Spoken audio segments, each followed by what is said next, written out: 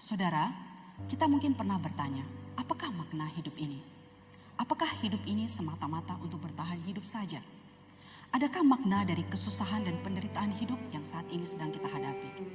Saat ini saya akan mengajak kita merenungkan apa yang ditulis oleh pengkhotbah di dalam pasal yang pertama, ayat yang kedua dan ayat yang ke-8. Pengkhotbah 1 ayat 2 dan ayat yang ke-8. Kesia-siaan belaka, kata pengkhotbah, kesia-siaan belaka. Segala sesuatu adalah sia-sia. Segala sesuatu menjemukan sehingga tak terkatakan oleh manusia. Mata tidak kenyang melihat, telinga tidak puas untuk mendengar. Saudara, beberapa waktu yang lalu seorang peneliti di Johns Hopkins University pernah melakukan survei terhadap hampir 8.000 mahasiswa di 48 universitas. Survei itu adalah menanyakan satu pertanyaan, yaitu apakah yang penting bagi mereka. Menurut kita, bagi seorang mahasiswa, apakah yang penting bagi mereka? Apakah uang, menikah, pekerjaan, memiliki rumah? Saudara, dari hasil survei tersebut, 15% diantaranya mengatakan bahwa yang penting bagi mereka adalah memiliki uang. Sisanya, 75% mengatakan bahwa yang penting bagi mereka sebagai seorang mahasiswa adalah menemukan tujuan dan arti untuk apa mereka hidup. Saudara, pengkhotbah yang menulis kitab ini, yang menurut tradisi gereja adalah Salomo, adalah seseorang yang memiliki hampir segalanya di dalam kehidupannya.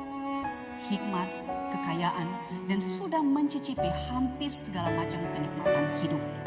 Namun di ayat yang ke-8, dia mengatakan, segala sesuatu menjemukan sehingga tak terkatakan oleh manusia. Mata tidak kenyang melihat, telinga tidak puas mendengar. Seseorang yang memiliki hampir segala-galanya ini mengatakan bahwa dia tidak menemukan kepuasan di dalam kehidupannya. Tahukah kita kapan kitab ini ditulis? Saudara, kitab pengkhotbah yang sebagian besar berbicara tentang ketidakpuasan akan hidup ini, kesia-siaan dan kesia-siaan belaka, tidak ditulis pada masa-masa penderitaan atau kesulitan. Menarik sekali, justru kitab yang bicara tentang kesia-siaan dan tidak memiliki pengharapan ini ditulis pada masa-masa keemasan Israel, ketika segala sesuatu berjalan dengan begitu baik. Ironis sekali, bukan? Saudara, mengapa kita tidak pernah puas dalam hidup kita? Bapak gereja kita Agustinus pernah mengatakan, Engkau menciptakan kami bagi dirimu sendiri, ya Tuhan. Dan hati kami tidak akan pernah tenang sampai mereka beristirahat di dalam Engkau. Agustinus mengatakan bahwa manusia di luar daripada Tuhan tidak akan mungkin menemukan kepuasan di dalam kehidupannya. Seorang penulis di Washington Post pernah mengungkapkan atau mengatakan kalimat seperti ini. Inilah teka-teki ekonomi di zaman kita. Sebab kita berusaha menemukan ketentraman jiwa dengan memiliki lebih banyak barang. Barang yang hanya bersifat sementara dan cepat lenyap. Namun, apakah manusia puas? Agustinus mengatakan, manusia di luar daripada Allah dan di luar pengenalan akan Dia tidak akan menemukan kepuasan hidup yang sejati di dalam kehidupannya. Jadi apakah yang dimaksud oleh pengkhotbah di dalam kitab ini? Saudara, salah satu kunci untuk memahami kitab ini adalah dengan melihat kalimat yang ditulis oleh pengkhotbah, yang dimana kalimat ini diulang sampai 29 kali dalam kitab ini, yaitu kata di bawah matahari atau under the sun.